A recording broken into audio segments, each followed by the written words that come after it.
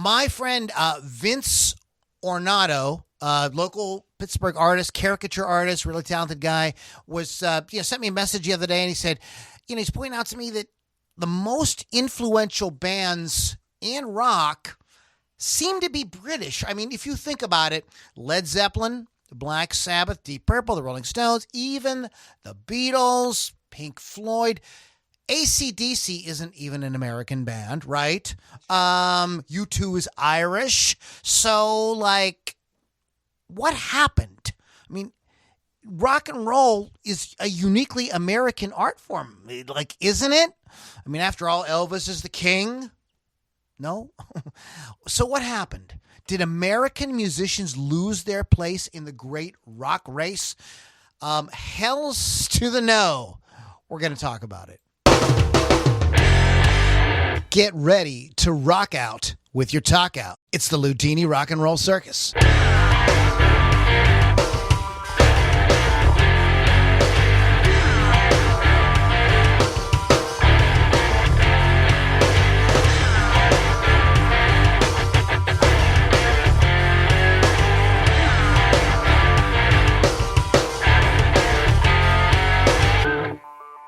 All right, too much moving around there. I went out of focus. You listen to Loudini Rock and Roll Circus. Moms and dads, boys and girls, children of all ages, welcome to the circus. I am Loudini. I am your ringmaster for this rock and roll ride of mayhem and mischief. So welcome. I have sitting next to me in the co-pilot's chair this evening, the lovely and talented Miss Lily V6. What's up? Oh, and that is going to be really loud. And there's some musica going on. Strange love. Take it back a second. All right, there we are. So we got Lily V6 and Keith the Hawk Hawkins is on a little bit of a hiatus for a couple of weeks due to some gigs. And that's what my brother is, a professional musician, and so he needs to go out and earn his living there. So good for him, and we wish him well, and we'll be seeing him here in a couple of weeks. So he's not gone; he's just on a little bit of a rock and roll vacation. Loudini Rock and Roll Circus. You want to go to lombardimusic.com, get more information there. We have all kind of things you can get. We have an awesome private Facebook group. We have free downloads and all kind of fun stuff like that, so check that out. As well as, listen, guys, if you could just do this right now, wherever you're listening, that little button on the side of your device that looks like a little V, that's the share. Just share it wherever you are. Just quickly hit that share button real quick and share it around. I'm also going to ask you to do something else, and we're going to give you a goodie for this. If you'd like to get a free Loudini Rock and Roll Circus T-shirt, we have several different ones you can pick from. I want you to go to iTunes on your device or on your computer or whatever, and find us, LoudiniRockandRollCircus.com, and the little thing that says rate and review. Click that and leave a 5-star and give us a good review. And then send us a screen cap at it. Send it to lou@loulombardimusic.com. Screen cap, photo with your phone, whatever. And we're going to do a drawing at the end of April, and we're going to give away a free T-shirt for that. So please do that. Reviews, iTunes reviews for a podcast are freaking huge. So there's so many things I need to tell you about. And I want to get into tonight's topic because it's freaking huge. But don't forget Wolf's Customs. We talk about these guys every week. I'm wearing the T-shirt tonight, the Wolf Custom. Very fashionable. Go to wolfscustoms.online. Get a custom paint job done on your musical instrument, whatever it is. It will make you look marvelous on stage, as that thing is happening again all around the country and around the world. So get a hold of Chris Thunderwolf Dodson at wolfscustoms.online. He does awesome custom finishing, and they do some other mods and little things like that. So check him out, wolfscustoms.online. Rock Rage Radio, as always, rockrageradio.com. Download the app. You got to have the app to get great guitar-driven rock 24/7, as well as amazing shows like this one and Hot Licks with Lily 6, Thursdays at 6 p.m. Eastern Time. See? All free. Tons of stuff totally free. Very cool thing. And I'm sure there's things I'm forgetting about. I will talk about Rockin' Pod in the middle break, but that's something that I think you guys would really enjoy too. We'll talk about it later. So tonight's topic, I feel like I need a cup of coffee or something after that. Maybe a shot of one of these amazing whiskeys. Tonight's topic, The Doors and 13 other American rock acts that changed music. That is the official title of it.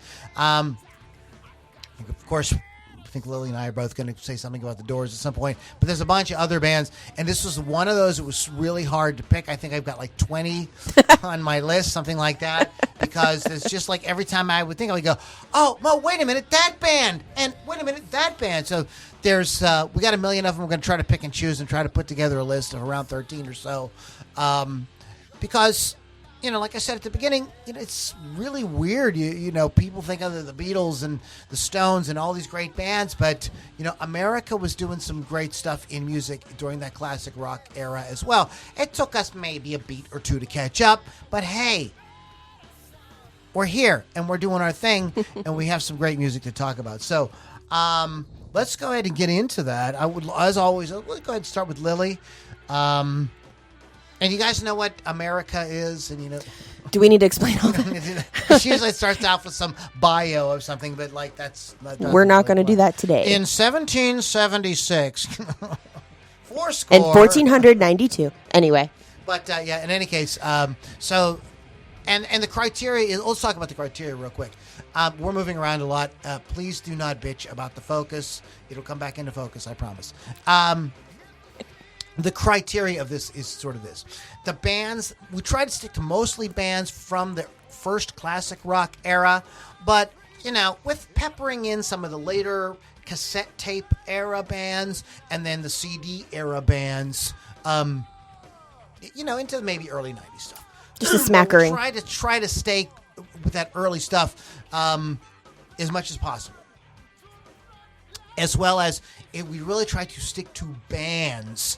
I know that people are going to say, well, what about this guy? What about that guy? What about Billy Joel or, you know, whoever? And those people are great. But that's not a band. Your band that functions as a band. We're going to have a couple that are so-and-so and such band. We have one or two of those on there. We really try to keep that to a minimum. The other thing is we need to talk real quick. Let's just get this out of the way. Jimi Hendrix is not on the list. I'm sorry. Yes, Jimi Hendrix is widely influenced, but the members of the band are British. Not American. Not American. I ain't no American. I ain't had no America over there in England at that time. He's American, but they're not American. He was American. He's only American there. But so sort of a honorable mention, or sort of like mentioning Hendrix without mentioning the Jimi Hendrix Experience. It's just, you know, great, but we got to set that aside. So we got to dig a little deeper here. But there's a lot of gold, isn't there, Lily? Yes. I mean, there's a lot of gold. When we start talking about these bands, you guys go, oh, yeah. These guys, that band was so important. And, you know, and some of these bands you may not personally like, but you got to admit that, like, whoa, like, there's a lot of other people that, like, love those bands and were super influenced by them. I definitely have a band on my list that's a little later on that I don't like, but I have to give them credit where credit's due. We'll get to that. Yeah, and I have some of those too as well. So let's go ahead. Let's dive in, because this is super fun. And go ahead, Lily. You start. Let's just start it off with a bang. And my favorite band is Aerosmith. Everyone heard of them, I'm sure. Formed in Boston in 1970. They rooted in blues-based hard rock. They had pop rock, heavy metal, glam metal, rhythm and blues. Referred to as the Bad Boys from Boston, or America's Greatest Rock and Roll Band, the primary songwriting team of Tyler and Perry is known as the Toxic Twins, which is kind of fun. It's a great name. They released a string of multi-platinum albums, starting with their debut in 1973. Throughout the 70s, the band toured extensively, charted a dozen Hot 100 singles, including their first, which was Sweet Emotion. I know everybody knows that song. It's on the radio all the time. But by the end of the decade, they were among the most popular hard rock band in the world, and developed a following of fans often referred to as the Blue Army, which I did not know they had an army. All the years of loving Aerosmith, you did I didn't know that. And I did not know it either, but I'm not the Aerosmith fan that Lily is, but go ahead. That's not a thing I knew about.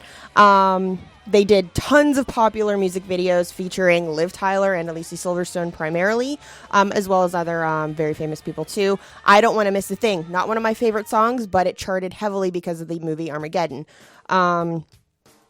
They have achieved 21 top 40 hits, 9 number 1 mainstream rock hits, 4 Grammy Awards, 6 American Music Awards. They have fallen from grace for a while there in the late 70s, early 80s, but they came back thanks to a group called Run DMC.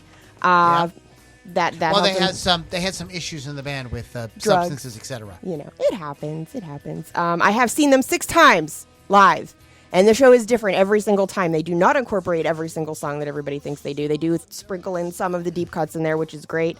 But they have proved to be a major influence themselves on successful bands and musicians, especially the next generation of hard rock and heavy metal bands like Motley Crue, Rat, Guns N' Roses, Tesla, LA Guns, Cinderella, all of those bands, the glam metal scene basically,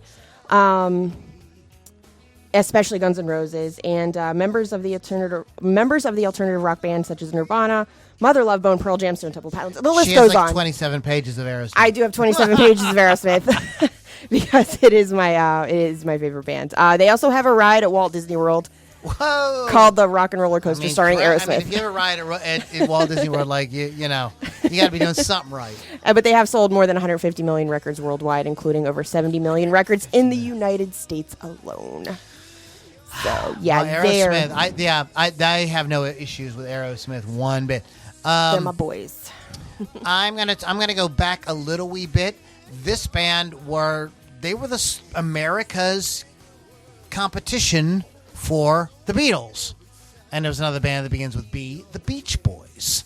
American rock band from Hawthorne, California, formed in 1961. The group's original lineup consisted of brothers Brian Dennis and Carl Wilson with their cousin Mike Love and Al Jardine. Distinguished by their vocal harmonies, adolescent-oriented themes, and musical ingenuity, they are one of the most influential acts of the rock era. They drew on the music of the older pop vocal groups, the 50s rock and roll, black R&B to create their unique sound, and underneath Brian Wilson's direction, often incorporated classical or jazz and even unconventional recording techniques in innovative ways. One of the first self-contained rock groups, the Beach Boys, began as a garage band managed by the Wilsons' father, Murray. And with Brian as the composer, arranger, producer, and de facto leader, in '63 they had their first national hit with Surfin' USA, beginning a string of top 10 singles that reflected a Southern California youth culture, surfing, cars, romance, dubbed the California Sound. They were one of the few American rock bands to sustain their commercial standing during the British invasion. Pet Sounds was just wow. Paul McCartney said that when they heard Pet Sounds, he was like, oh crap, what are we going to do? And well, they did Sgt. Pepper's. Well, but 66 Pet Sounds album comes out. Good Vibrations single raised the group's prestige as rock innovators. After scrapping the Smile album in '67, Brian's contributions diminished due to his mental health issues. He quit the touring schedule, but stayed on, working and producing and working with them. But a wildly influential band, way more than just surf. Amazing vocal harmonies, writing, arranging, and they gave the Beatles a run for their money. The Beach Boys. My first introduction to rock and roll was the Beach Boys and Chuck Berry. Those I found those records in my mom's record collection, and I was hooked after that. There was no turning back. So that's my pick. What do you got? Well, what surprises me about the Beach Boys is I find a lot of people actually don't like them, and I'm like, you have to like at least one song from the Beach Boys. At least one. Like, they're all catchy. They're all fun. They're all, well, I guess they're about love, but they're about sex, too. Yeah, you got the back seats of cars and all that. And they did sell over 100 million records worldwide. Important band. Gotta give it to them. Yeah. Yep. So we'll just go ahead and kick it off with a band I saw with Aerosmith once, which was, and I'm sorry, Keith isn't here, Kiss. So we're going to talk about Kiss. American rock band formed in New York City. Wipe it off with Flaming Wood! And there it is, in January 73. Obviously, you know the members, Paul Stanley, Gene Simmons, Ace Frehley, and Peter Criss is the most known and the original guys from the band. They did the stage outfits. The group rose to prominence in the late 70s with their crazy live performances. If you've ever seen them, they incorporate blood, pyrotechnics, flying, crazy drum kits, the whole thing. They had gone through several lineup changes, as I said. Stanley and Simmons are the only two members who have been in the band throughout. One of the most influential bands of all time is one of the best-selling bands of all time, having sold more than 75 million records worldwide, including 21 million certified albums. And they hold the record for the #1 gold record award-winning albums as well. Wow. They've been classified under genres of hard rock, shock rock, and heavy metal, and glam rock. Most of the 1970s and the first release between 74 and 77, they've used the traditional heavy metal style, but they've also experimented with disco, pop, progressive, from music from the Elder, plus more. It was the sound that sort of laid the groundwork for both arena rock and pop metal, and that dominated the rock in the late 80s. The first review of Kiss by Rolling Stone in 1973 described the band as the American Black Sabbath. Wow, interesting. Wouldn't guess that. That's cool. The world of concert touring was changed by Kiss. They had the unique design stage sets. Tours got larger, carrying more personnel and equipment. So this gets costly with the costumes and the pyrotechnics and the whole thing. So they also came up with significant expansion of concert merchandising. They literally put their logo on everything. Fake or invisible guitar strings, t-shirts, coffins, shoes, like literally anything. They slapped the logo on everything. This helped pay for these crazy ass tours. So that they were not only super fun to watch, super inspiring, but they were very smart guys. They knew what the hell they were doing.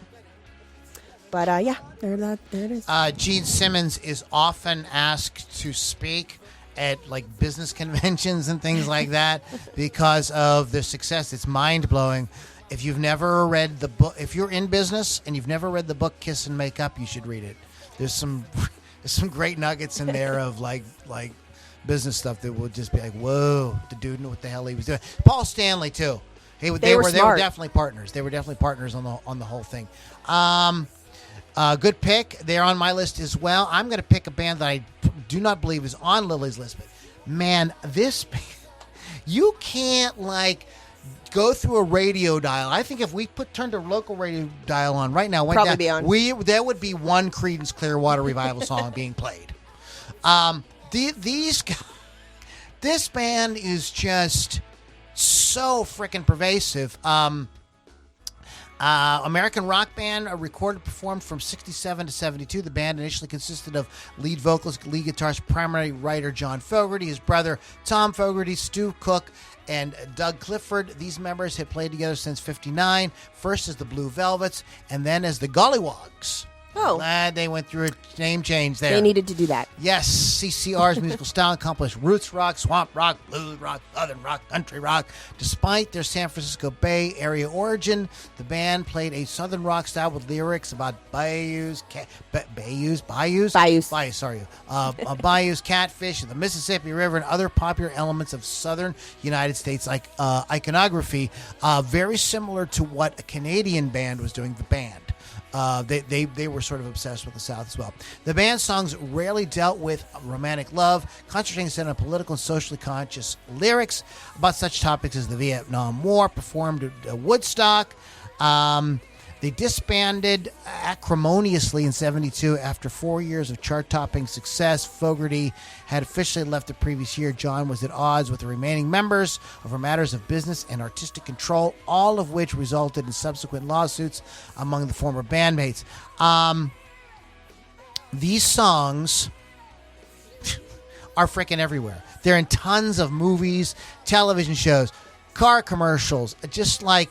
You have heard, I don't care who you are, you know a Creedence Clearwater. It's like the Beach Boys. You know a Creedence Clearwater Revival song. I can't go to a bar without hearing Susie Q. It doesn't even matter. It doesn't even matter. Exactly. They had a real love of Motown and soul music. Big hits with covers of things like Heard It Through the Grapevine. Just insane, and a very unique, so distinctive, right, Lily? Mm-hmm. In 2 seconds, CCR. Yeah. You just know it. Mm-hmm. And it's in the consciousness of this country. It is like everything. Like I said, you can't go down a radio dial and not hear a CCR song. Just for that reason alone, I mean, they got to be on the list. So my pick is Creedence. That's a good one. I'm going to go another direction here and go with the Ramones. Yeah, I got them. Good band. American punk rock band formed in New York City. Actually, the New York City neighborhood of Forest There's Hills. another example. Sex Pistols. You know, There's British. that. Yep. They are often cited as the first true punk rock group, despite achieving only limited commercial success. Initially, I want to talk about sex, obviously. Sex. They created sex. The band was highly influential in the U.S. and many other countries. All of the band members adopted pseudonyms ending with the surname Ramone, so they all had the last name Ramone. You mean they weren't all brothers? They were not, because none of them were biologically related. Crazy. They were inspired by Paul McCartney of the Beatles, who would check into hotels as Paul Ramone. They performed 2,300 concerts, touring virtually nonstop for 22 years.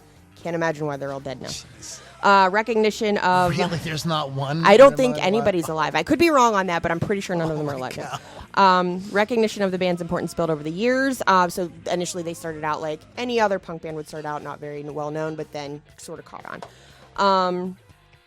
On March 18, 2002, the original 4 members and Tommy's replacement on the drums, Marky Ramone, were inducted into the Rock and Roll Hall of Fame on the first year of eligibility, which is super surprising to me that they even got in. Joey had passed away by then. In 2011, the group was awarded a Grammy Lifetime Achievement Award. Their loud, fast, straightforward musical style was influenced by pop music that the band members grew up listening to in the 50s and 60s. It was also a reaction against the heavy produced, often bombastic music that dominated the pop charts in the 70s. They sort of wanted to move away from that and go to what they were bored. Yeah. Sound, yeah. So they were bored and they wanted to try something back that they are used to. Joey once said, as leaders in the punk rock scene, the Ramones' music was usually identified with that label, while some have categorized their style as pop punk or power pop. But in the 1980s, the band sometimes veered into hardcore punk territory, as can be heard on Too Tough to Die. But they were super fun. And they're in the movie Rock and Roll High School. I mean, the whole movie's about them. Rock and Roll High School. Which I love. And another band you probably know a one Ramone song, at least. You know one. You have to know one. You have to know one. This band here, I don't know. I don't know what it is. Like, it just is coincidence. It's not that I'm in a mood for Southern rock or anything tonight. But this band, Lynyrd Skynyrd. I mean, come on. I mean, every country act starting about 1987 through about 2005 was just basically, let's do Skynyrd. I mean, just let's do Skynyrd. That's what they were doing. It's fun. That they had a band, so that they became country music. 20 years after they were a rock band, but American rock band formed in Jacksonville, Florida. There's another Florida band, I think I'm going to talk about, and maybe Lily's going to talk about later on as well. A group originally formed as My Backyard in '64 with Ronnie Van Zant, Gary Rossington, Alan Collins. The band spent 5 years touring small venues under various names with several lineup changes. Before deciding on Lynyrd Skynyrd, band released the first album in '73, having settled on a lineup included addition of Leon Wilkerson, Billy Powell, great keyboard player. A interesting thing was that I just learned this about Freebird. Nobody realized that Billy Powell was a classically trained piano player. Oh, and he was just playing something, and they were like, "What are you doing?" And like, we gotta put that on. We got to put this on the album, and it became the big introduction to the song "Freebird," which is in the rock pantheon. Like it's Freebird's Stairway to Heaven, right? it is. Those are like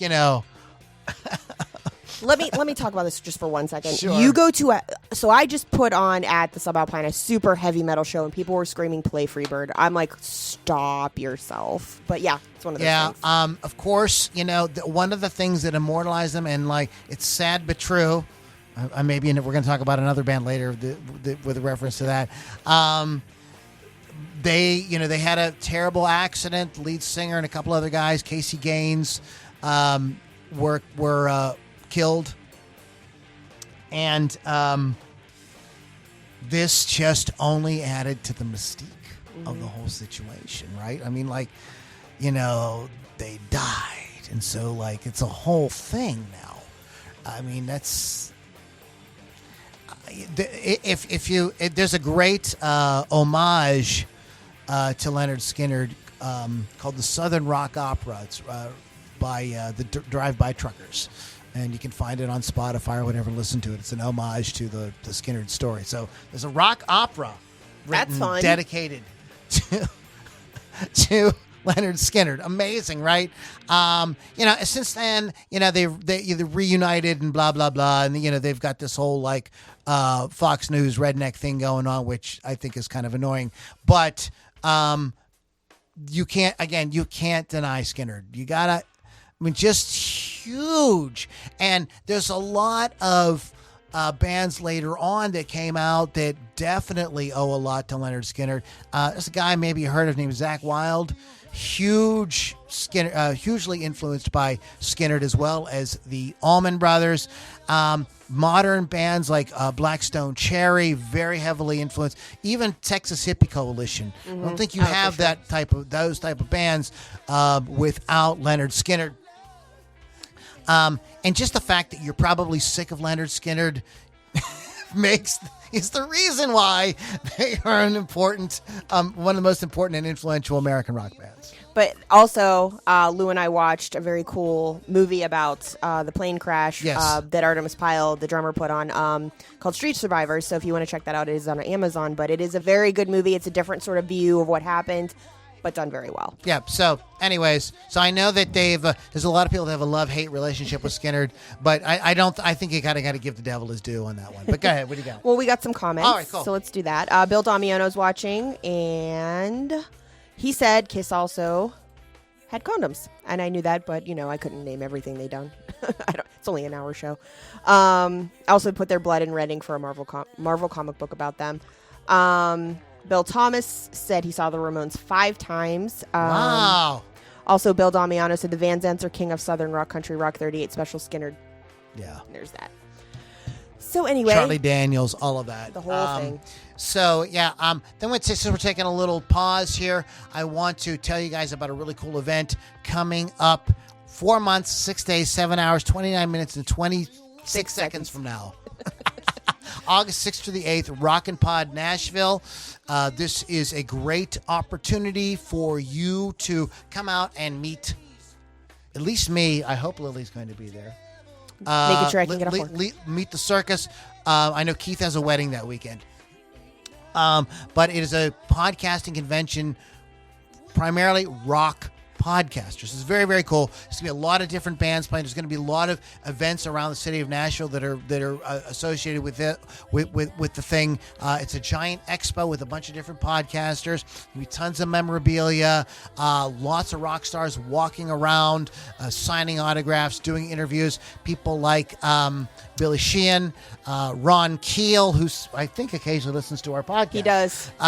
Jason Beeler, Tommy Scotch. Is that how you say his name? Scooch? I actually don't know how to say his name, but I know who he is. I shouldn't have said that on the air.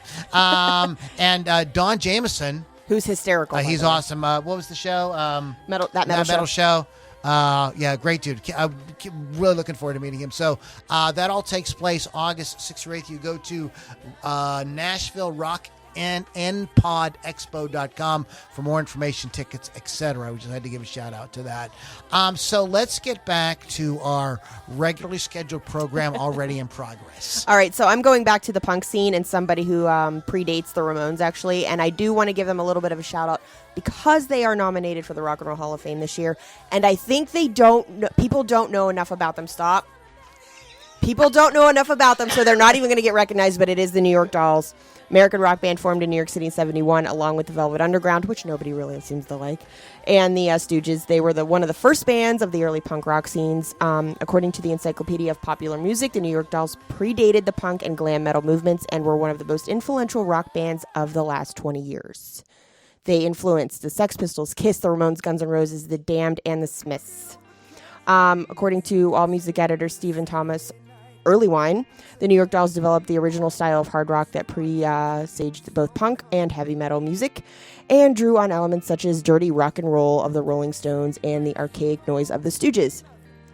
The glam rock of David Bowie and T-Rex and the girl in the girl group pop music. They were one of the ones who did dress and drag on stage. They had heels on, makeup, the whole thing. It was sort of a little bit of a joke how they were dressed at the time. But who else did that? Kiss. So there's that. They are credited for being punk rock before there was a term for it. I did see them one time when they got back together in I guess it was about 2012-ish. Yeah. They still had pretty good energy on the stage. They opened for Motley Crue and Poison, which I found kind of funny. That's cool. But they have since disbanded again. But I do think they deserve a little bit of credit because I don't think we would have things like the Ramones without the I think New York that's Dolls. an interesting choice. I thought about the New York Dolls, but I did not put them on my list. But they did cross my mind. We have to talk about the Doors. Do it. American rock band from Los Angeles, 65. Of course, Jim frickin' Morrison, Ray frickin' Manzarek, Robbie frickin' Krieger, and John frickin' Densmore. They all have the same middle name. These guys were they all have the same middle name. I mean, these guys at the time were kind of musicians. They were all really talented instrumentalists with this guy out front who was poet, rock star, rebel, gang leader, just like absolutely everything. They took their name from Aldous Huxley's book, The Doors of Perception, referenced, which itself is a reference by a quote by the poet and artist William Blake. After signing with Elektra, the Doors and Morrison released 6 albums in 5 years, some of which are considered among the greatest of all time, including The Doors, Strange Days, and L.A. Woman.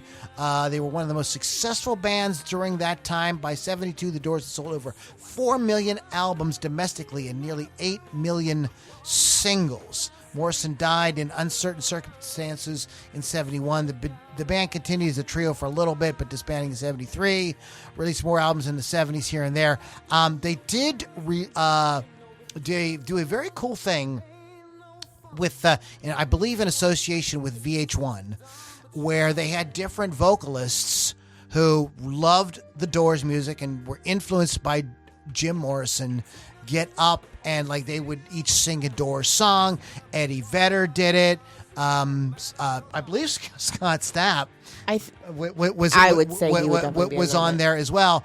But the guy who was the real standout was Ian Ashbury from the Cult, and they actually ended up going on tour with him, singing the songs. I did not see it, but I did hear that it was very freaking cool. Okay. I'd have to probably look for that. They made no pretenses that he's Jim Morrison. They didn't.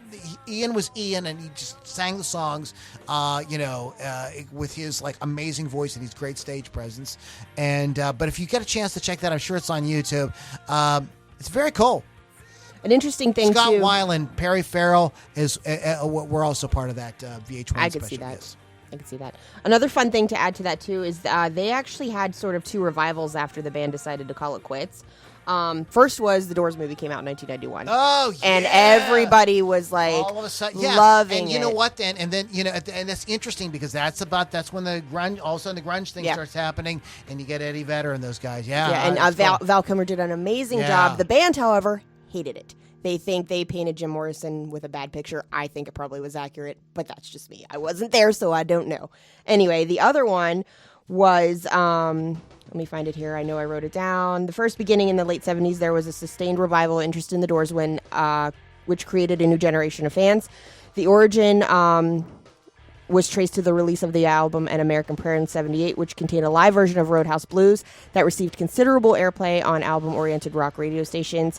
And in 1979, the song The End was featured in Apocalypse Now. So that whole album blew up again, and it sold better that time than it did the first time. So they had 2 revivals, one in the late 70s and one in the 90s. It's like the revival with Queen. Yeah.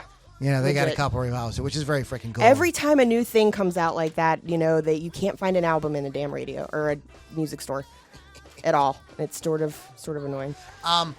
Speaking of those type of revivals, and I'm kind of late to this, but apparently there is a reaction video from some young kids to Phil Collins' "In the Air Tonight." Really? And that ended up bringing that song back onto the charts because everybody wanted to hear the song again, and it got back on the charts. So that's very cool that in this era that can happen. That's I'm happy about it. I am too. I'm going to complete. Whose turn is it? Your turn. It's my turn. I'm sorry, you were talking. But do these? No, it's okay. I know you're going to talk about these guys.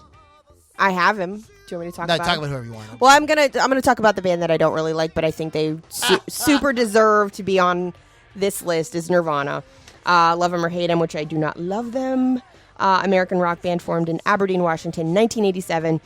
Their success popularized alternative rock, and they were often referenced. I can't even talk today. I can't imagine why. Often referenced as the figurehead band of Generation X, aka the Slacker generation. Their music maintains a popular following and continues to influence modern rock and roll culture.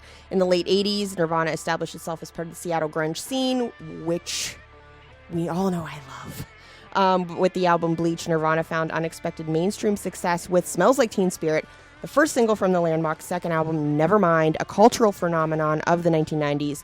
The album went on to be certified diamond by the RIAA and is often credited as of ending the dominance of the hair metal scene, which is why I don't love Nirvana. I don't love Nirvana. They are characterized by their punk aesthetic. Nirvana's fusion pop melodies with noise, combined with their themes of objection and social alienation, brought them global popularity because this was the time when somebody or the whole world needed a music change, and they brought that music change. So more so was to like the sadness and the depression of you wiping all of your eyes on those $1 million paychecks as opposed to partying and getting laid with your $1 million paychecks. You know, though, that they did that. I always thought that was the biggest freaking scam of grunge, right? Was that like these guys pretended this and they were like doing drugs and banging chicks. Oh, and they were doing the whole thing. Come on now. But by 2009, Nirvana record sales were over 75 million worldwide, making them one of the best-selling bands of all time. And they only had 3 years as a mainstream act. So there's that, because Kurt Cobain, quote-unquote, killed himself. I know.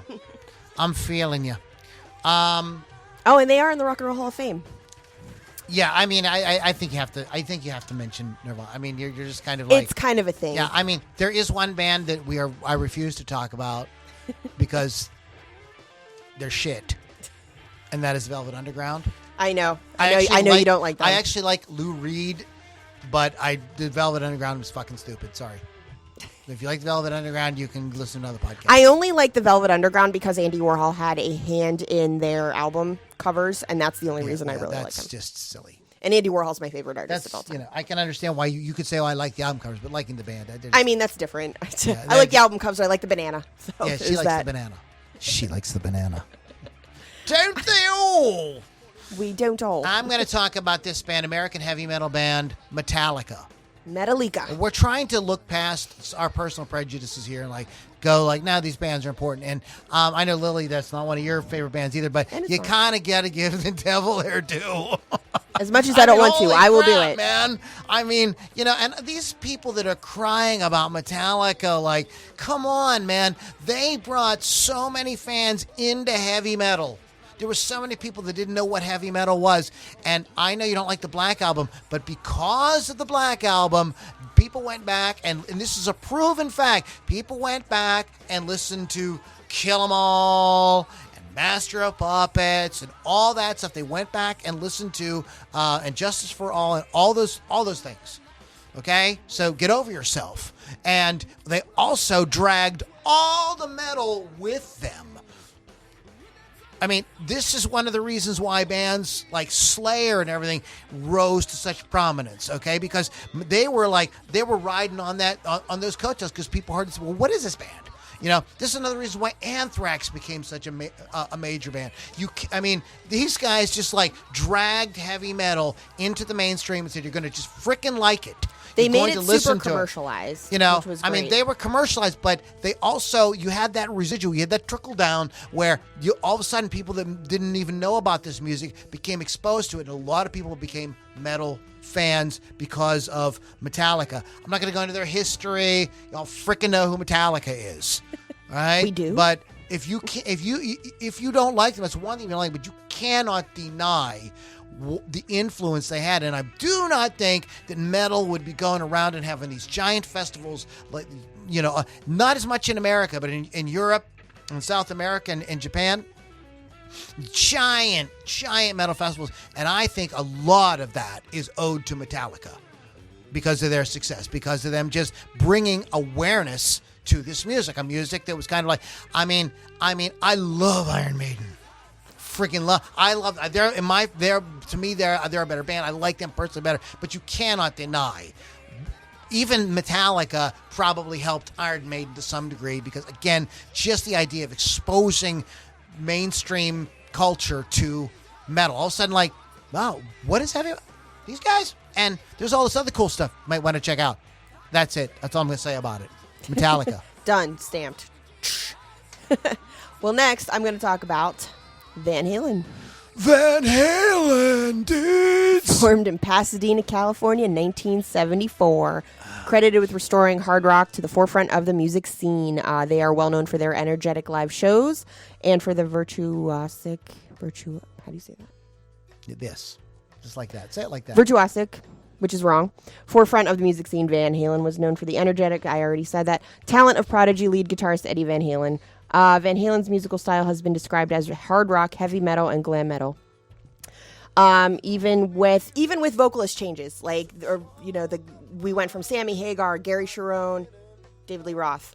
Even with all of those changes, the band still stayed like right up here.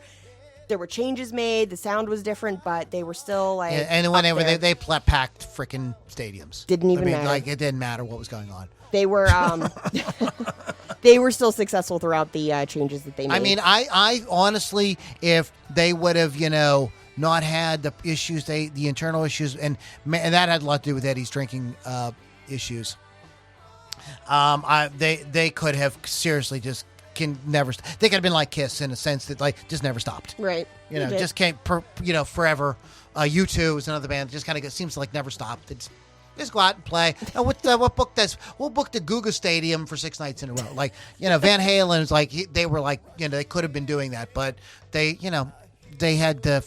succumbed to some of the pressures. There were some things that went on that we don't even know, but that's fine. They were inducted into the Rock and Roll Hall of Fame in 2007. As of March 2019, they are the 20th on the RIAA list of best-selling artists in the United States. The band has sold over 56 million albums and more than 80 million, or 56 in the U.S., 80 million worldwide, making them one of the best-selling groups of all time. As of 2007, Van Halen is one of 5 rock bands with 2 studio albums to sell more than 10 million copies in the U.S. and is on the list for the most multi-platinum albums by an American band. They have charted 13 number 1 hits, and VH1 ranked them as 7 on the list of top 100 rock artists of all time for good reason. And I'm more of a fan of the Hagar era, but that's just me. I've never seen the Hagar era. I've only seen the David Lee Roths, but... Well, it's irrelevant because it's Van Halen. I know, it is irrelevant. It doesn't matter. But, yeah. You made a great point when you said it. It was like people didn't care. It's Van Halen. I don't care. Whatever. They went and saw... Is Eddie Van Halen playing guitar? Alex Van Halen? Yeah, that's all that matters. Yeah. And Van Halen in it? Yeah, we're good. Unfortunately, we did lose him in October 2020 from cancer. Sadness all over the world. Switch gears here. We're going to to go way back in time, and we're going to crank the volume down for some mellow sounds. The sounds of Crosby, Stills, Nash, and of course, the irrepressible maniac himself, Neil Young. Now, Neil Young is who again Canadian, I'm not a fan of, but that's okay. But really great vocal group. Had formed in '68. They found out that they could harmonize really well together as members from Buffalo, Springfield, and the Hollies kind of came together. The first album, Crosby, Stills, and Nash, without Young, was released in '69. Big hits, Sweet Judy Blue Eyes, Marrakesh Express. In order to tour the album, they hired drummer Dallas Taylor, session bassist Greg Reeves. They still needed a keyboardist. Ahmet Ergen suggested Neil Young, not a keyboardist, who played with Stills in Buffalo, Springfield. So there's this heritage with Crosby, Stills. That kind of they're a super group is really what we would call that. They started to tour.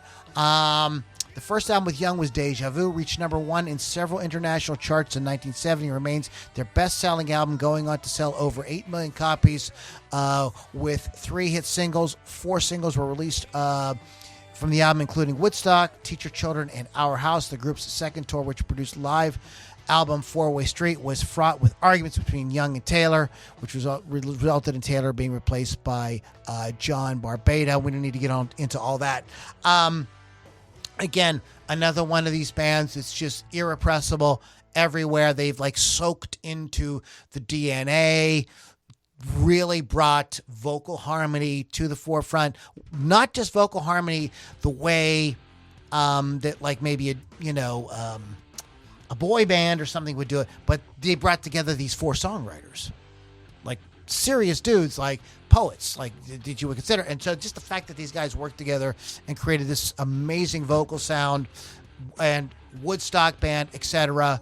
I think that they are deserving. I really had a hard time, and I don't have these ranked in a particular order, but these guys, Santana and the Jefferson Airplane, were all kind of competing in my mind for this kind of spot here, like this kind of like hippie. I sort of feel like you picked the right one. And I just kind of, they're all like have their own qualities, but I just felt that because these guys like were just such powerful songwriters, and I also kind of wanted to crowbar Neil Young, even though Neil Young is not American. He is an American citizen now.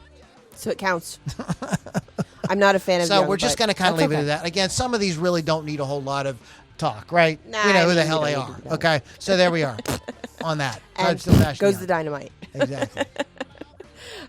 Next on my list, I'm going to go a little, I mean, not new, but newer than we've been talking. So Guns N' Roses, American hard rock band, LA, 85. They signed with a major record label within 8 months of the band's inception and topped the national sales charts weeks after garnering late hours airplay on MTV. Appetite for Destruction is the highest-selling debut album of all time in the United States. Peers of the band in the music industry often spoke highly of the band. Joe Perry stated that the band was the first group to remind him of Led Zeppelin. Ozzy Osbourne stated that GNR could have been the next Rolling Stones if the classic lineup stayed together. Country musician Steve Earle stated that in 1989, the Guns N' Roses are what every LA band pretends to be. The music of Guns N' Roses is a fusion punk rock, blues rock, heavy metal, hard rock, and hair metal band. Guns N' Roses are influenced by has influenced many modern rock bands such as Fall Out Boy, Avenged Sevenfold, Mother Love Bone, Buck Cherry, Hinder, a whole bunch of them. I'm not going to name them all. They were inducted in the Rock and Roll Hall of Fame in 2012 in the first year of eligibility. The group is one of the world's best-selling bands of all time, having sold more than 100 million records worldwide, half of that being in the U.S. Whoa, Nelly. So there's that. How many more do you have on your list? I just have one more. Okay. I'm looking at my list, and I just feel like mine kind of sucks. This doesn't suck. My next one is kind of like a meh. Okay. I'm gonna do one, and like I said, we really tried to keep like solo artists out of the situation. So I'm kind of cheat. Just doesn't matter at this point. It's the E Street Band. Come on, come on.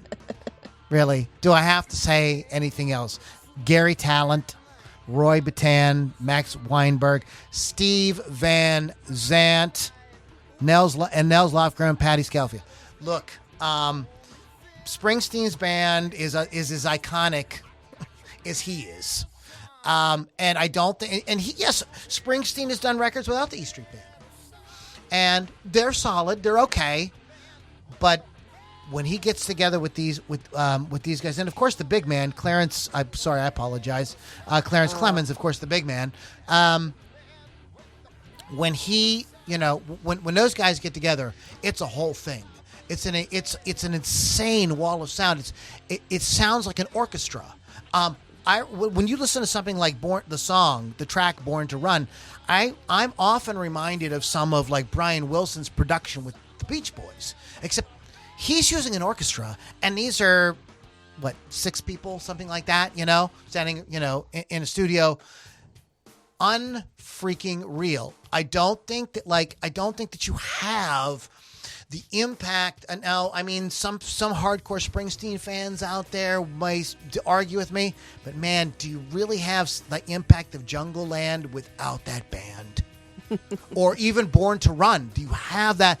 Max Weinberg's playing on Born in the USA is just so freaking there. It just really carries this. It's like basically it's like a 2-chord song, and it's a giant hit, and it's that groove, and it's the way those guys could play together. When Clarence Clemens comes in on a song like Trapped, when that saxophone starts wailing, like it is just a whole other. It just takes Bruce's music to a whole other thing, and I think there's a lot of bands that were definitely Springsteen influenced. I mean, one of the things that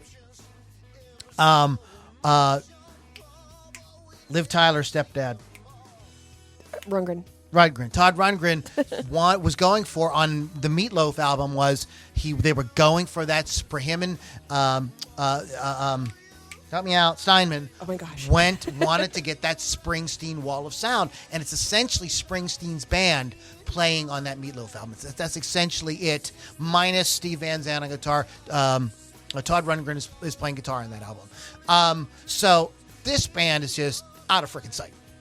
Whether you like Springsteen or not, you got to give the devil his due, and that sound just pervaded, and he never really left. He does Born to Run. It's gigantic. He doesn't really go away, but then Born in the USA comes out, and then he really never goes away for a really long time. And then then they do The Rising in 2000, which is like, if you haven't heard The Rising in a long time, go back and listen to it. Absolutely, it is exactly what we come to love about that band, about Bruce Springsteen. So the boss, the E Street Band, that's all I got to say. And there's that. And boom goes the dynamite. So what's your last one, Big Lily? My last one is actually going to be a female-fronted band, which is Heart. And actually, Heart was a thing before the women were in the band. They formed in '67 in Seattle. The girls didn't come in until the '70s. The Wilson sisters.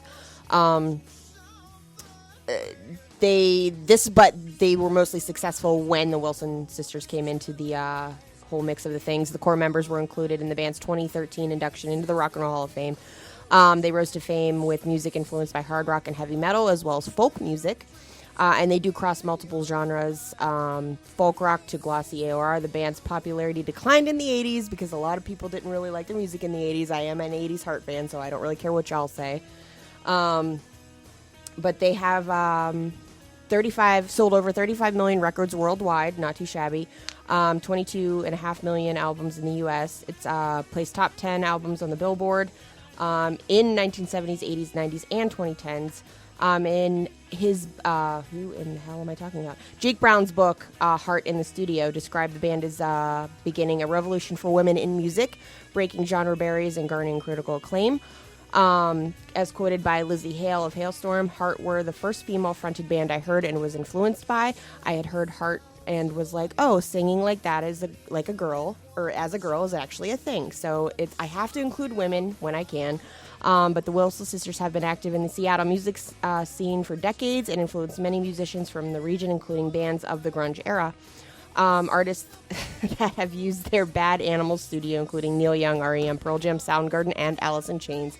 So some of the bands that they influenced have used their studio, so that's pretty cool. Yeah, and I think too that, like you mentioned, Lizzie Hale, and like Heart sets the groundwork for all the sort of girls rocking out. What's the band that we were talking about last week? The real Plush. Plush, pretty reckless, Evanescence. Even like Alanis Morissette and people like that owe a bit to Heart. Yeah, it definitely wasn't a thing for women to be like real rockers. The guitarists were fronting the band, and they did both. So. Yeah. Technically, you could say Janis Joplin or whatever, but in terms of like being a band and being, staying as a band, I definitely think you got to give the Heart people their due. My last pick here is real quick. I had the Grateful Dead. Again, I'm trying to look past like some of my personal kind of feeling. I don't hate the Grateful. I used to hate the Grateful Dead. If you search it, I wrote an article called "Why I Hate the Grateful Dead." I no longer hate the Grateful Dead, and I've grown to like really appreciate their music. But still not like one of my favorite bands. American band formed in '65 in Palo Alto, California, known for its eclectic style, fusing elements of rock, folk, country, jazz, bluegrass, gospel, psychedelic rock, live performance. These guys also invent the jam thing, for better or for worse. I know some of you people have issues with the jam thing out there. created the whole deadhead culture. In many ways, kind of what Kiss did in some ways with this sort of like whole culture around and everybody wanting to follow the band around and everything like that. But just a completely different vibe. The various influences were distilled into a diverse psychedelic whole that made the Grateful Dead the pioneering godfathers of the jam world. The band was ranked 57th by Rolling Stone magazine, the greatest artists of all time. The band was inducted to Rock and Roll Hall of Fame in '94, and recording of their May '77 performance at Cornell University's Beacon Hall was added to the National Recording Registry of the Library of Congress. Okay, so that alone, your band makes it into the Library of Congress. It's kind of a thing. That puts you in the running, I think. Unfortunately, we lost Jerry Garcia. The founding members were Jerry Garcia, Bob Weir, Ron McKernan, Phil Lesh, Bill Kreutzmann. Keith is going to correct me on that. Members of the Dead had played together in various San Francisco bands, including Mother McCree's Uptown Jug Champions, Warlocks. Lesh was the last member to join. So that's the classic lineup. People kind of came and went here, but really what kicked the band in the ass was the death of Jerry Garcia. Jerry kind of was sort of the face. That's kind of what people think of when they think of the Grateful Dead. And it was just very, it just kind of put the kibosh on the whole thing. However, because people love the vibe so much, they bring in guys like Warren Haynes to play with them. They're different like great players. Bruce Hornsby becomes a kind of in and out member of the band, and they create these tours. They tour as the other ones. They tour as the Dead, and they still have this giant thing that people just absolutely love. This amazing vibe.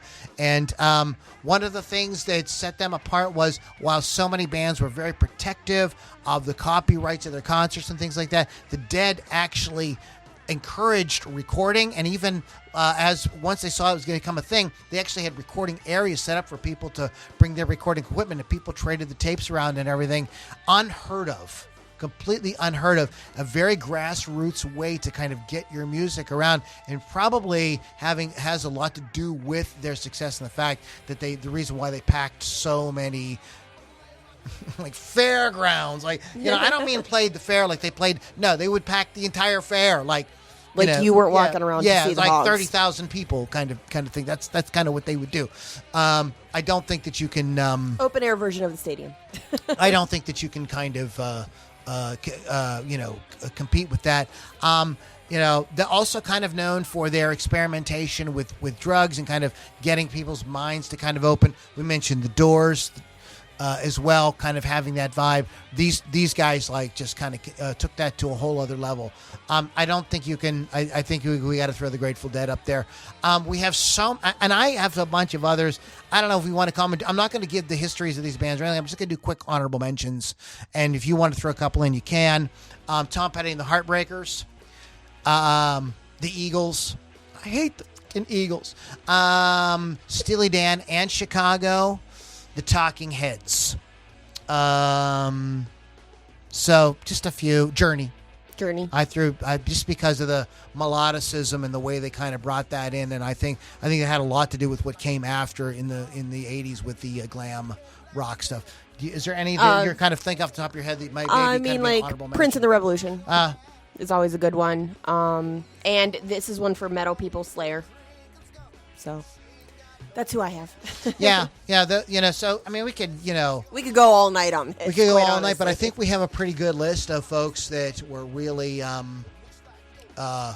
important and sort of demonstrated sort of our point at the beginning here that yeah. You have your Beatles and your Stones, but we got a few things going on. We got things too. We do. We're cool too. Happy birthday to Frankie Lane, #1 single, I Believe. Happy birthday to Slow Hand himself, Eric Clapton. Not American, but happy birthday to him. Happy birthday to Jim Dandy, Southern rock band, Black Oak, Arkansas. #1 hit, Jim Dandy. I love that song so much. Singing about himself. Ray Styles of the Tubes. I was just listening to She's a Beauty. It's a great song. Oh, you can't touch this. MC Hammer, happy birthday. Happy birthday to Tracy Chapman. And you want to get in her fast car? Wink, wink, nudge, nudge, say no more, say no more. Oh, my God. My heart will go on. Will it Celine, my heart on will go on. Celine Dion. That's her friend. Dion. Celine Dion. Happy birthday, Celine Dion.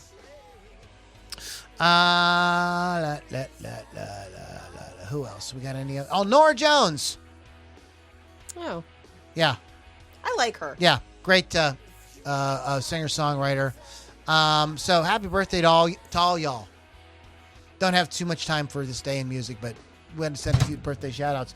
Lily, when can we hear your show again? My show is Thursdays on Rock Rage Radio, Hot Licks with Lily 6 p.m. Eastern Time to 8. Okay, and a shout-out to Wolf's Customs. As always, go to wolfscustoms.online and get that custom job done on your musical instrument.